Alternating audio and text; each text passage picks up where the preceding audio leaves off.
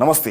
राष्ट्रिय स्वतन्त्र पार्टी परिस्थितिको मागबाट जन्मिएको पार्टी हो। यतिका परिवर्तन हुँदा पनि विधिको शासन हुन नसक्नु र देशका हर क्षेत्रमा खुल्ला भ्रष्टाचार बढ्नु, नागरिकले सधैँ शास्ति भोगिरहन पर्नु जस्ता व्यथिति र राज्य सञ्चालनमा देखिएको चरम अराजकताबाट हैरान भएको परिस्थिति नै मूलभूत रूपमा राष्ट्रिय स्वतन्त्र पार्टी जन्मनु पर्नाको कारण मध्येको एक प्रमुख कारण हो। हामी राजनीतिबाट फाइदा लुट्न आएका होइनौं।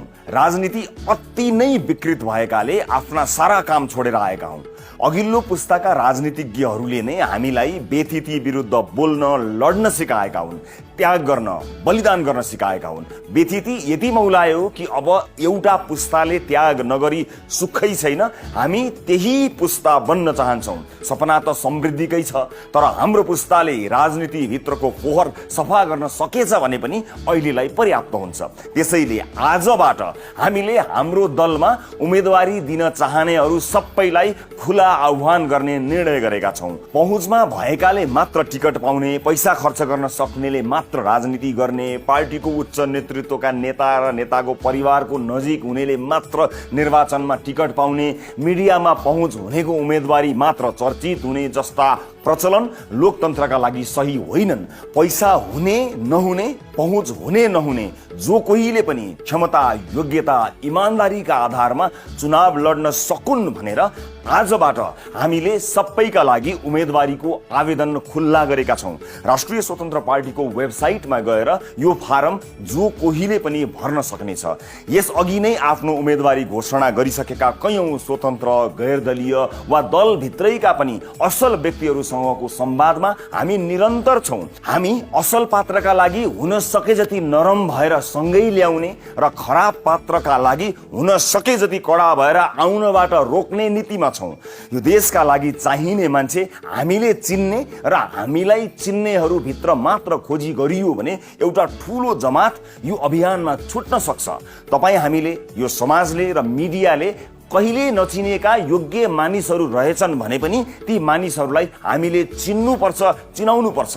देशैभरिबाट हाम्रा भेला मार्फत सम्पर्कमा आएका मानिसहरू, विभिन्न पेशा र व्यवसाय छोडेर राजनीतिमा आउन चाहने स्वतन्त्र व्यक्तिहरू र हाल स्थापित राजनीतिक दलको प्रणालीले कहिल्यै नचिन्ने सारा मानिसहरूका लागि राष्ट्रिय स्वतन्त्र पार्टी एउटा सुन्दर र उपयुक्त थलो बन्न सकोस् भन्ने हाम्रो अभिप्राय छ। म आफै पनि यसै गरी यही प्रक्रियाबाट फारम भरेर आफ्नो उम्मेदवारीको आवेदन पेश गर्दैछु र मैले उम्मेदवारी दिने क्षेत्रमा अरू व्यक्तिले पनि उम्मेदवारी दिन पाउनेछन्। हाम्रो पार्टीले कसलाई उम्मेदवार छान्ने भन्ने निर्णय कुनै पनि नेतालाई हामीले सुम्पिएका छैनौं। यो निर्णय जनताले गर्नेछन्। प्रारम्भिक निर्वाचन, प्राइमेरी मार्फत जनताले जसलाई भोट हालेर चुन्छन् उही नै कुनै पनि निर्वाचन क्षेत्रको उम्मेदवार बन्नेछ।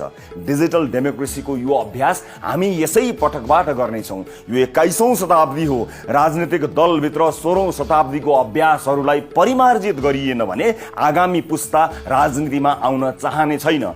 मेरो पुस्ता अघिल्लो पुस्ताले जस्तो घस्री घस्री सकी नसकी राजनीति गर्न चाहँदैन। कम्तीमा म त्यस्तो गर्दिन। कुनै पनि क्षमतावान व्यक्तिले खल्तीमा पैसा छैन भनेर पछि हट्न नपरोस्।